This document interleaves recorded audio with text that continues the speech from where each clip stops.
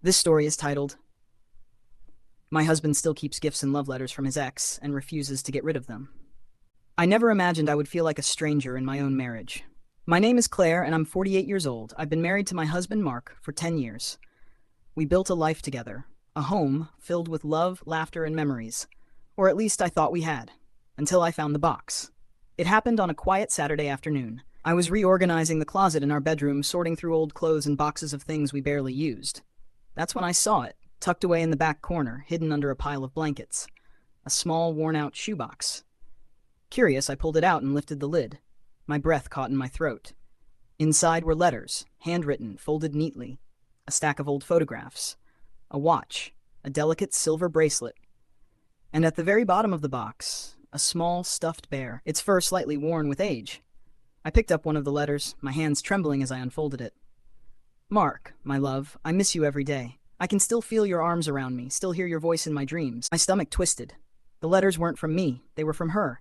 His ex. The one before me. I stared at the box, my heart pounding in my chest. Why was he keeping this? Why was he holding on to her? 100 questions raced through my mind, but one stood out the most. Was I not enough? I sat on the bed, the box resting beside me, waiting for Mark to come home. When he finally walked through the door, he smiled. Hey, sweetheart, what's for dinner? I didn't answer. Instead, I lifted the box onto my lap and met his eyes. Mark, what is this? The second he saw it, his smile faded, his entire body tensed. Claire, where did you find that? In the closet, I said, my voice eerily calm. Hidden away. Why do you still have this? He sighed, rubbing the back of his neck. Claire, it's just old memories. It doesn't mean anything. I swallowed hard. Then why keep it? He hesitated, then sat down beside me. Because it was a part of my life. She was a part of my past. I felt a lump form in my throat. Mark, we've been married for 10 years. Why do you still need this?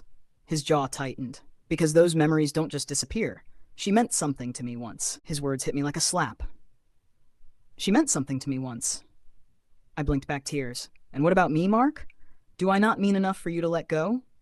He let out a frustrated sigh. Claire, you're making this into a bigger deal than it is. There it was. That dismissive tone. That same tone men use when they want you to believe you're just overreacting. I gritted my teeth. Mark, this isn't just some box. These are love letters. Gifts. Things she gave you. Things you've kept hidden from me. He exhaled sharply. I didn't hide them. I just never thought it was important enough to bring up. I clenched my fists. If it wasn't important, you wouldn't still have it. Silence. And in that silence, I realized something. He didn't want to get rid of it. He refused to let go. A painful realization settled in my chest. Maybe I was the one holding on to something that wasn't really there. My voice wavered. Mark, if I had a box filled with love letters from an ex kept in our home, hidden away, would that be okay with you? His lips parted, but he didn't answer. Because we both knew the truth.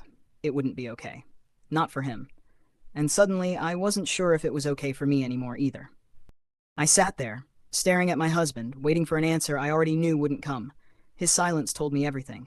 Finally, he sighed, rubbing his temples. Claire, you're being unreasonable. I let out a hollow laugh. Unreasonable? My voice shook with disbelief. Mark, I just found a box filled with love letters from your ex, kept in our home, hidden from me, and I'm the unreasonable one? He shook his head. They don't mean anything. I don't even look at them. I swallowed hard. Then why do you still have them? His jaw clenched, his shoulders tensing. Because they're mine, Claire, my past, my memories. Not everything has to be about you. I felt something inside me crack. Not everything has to be about me. I had never once asked him to erase his past. I had never tried to make him forget. But this wasn't just about memories. This was about what he was holding on to, and the fact that he refused to let it go. Tears burned in my eyes. So where does that leave me, Mark? My voice was barely above a whisper. Am I supposed to just live with this? Knowing that a part of you is still holding on to her? He exhaled sharply, as if he were the one exhausted. Claire, you're my wife. You're the one I chose to spend my life with. I looked down at the box, my chest tightening. But did you really choose me? His expression darkened. What is that supposed to mean? I met his eyes, forcing myself to say the words out loud. Because when you choose someone, you let go of the past. You don't hold on to love letters like they're keepsakes. You don't hide gifts from an ex while building a life with your wife. His mouth opened, then closed. For the first time, he looked unsure. And that's when I knew. This wasn't just about a box. It was about us. That night, I couldn't sleep. I lay awake, staring at the ceiling, while Mark's steady breathing filled the room. But I felt alone.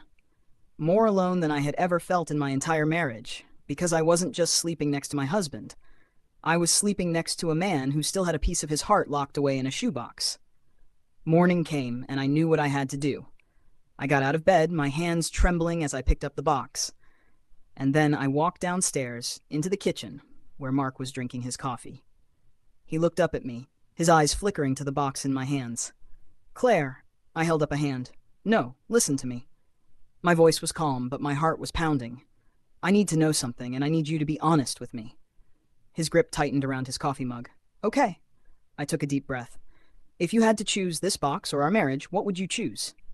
His face paled. "Claire, that's not fair." I shook my head. "No, Mark. What's not fair is me being the only one fully in this marriage while you hold on to a past you refuse to let go of." Silence. A long, heavy silence.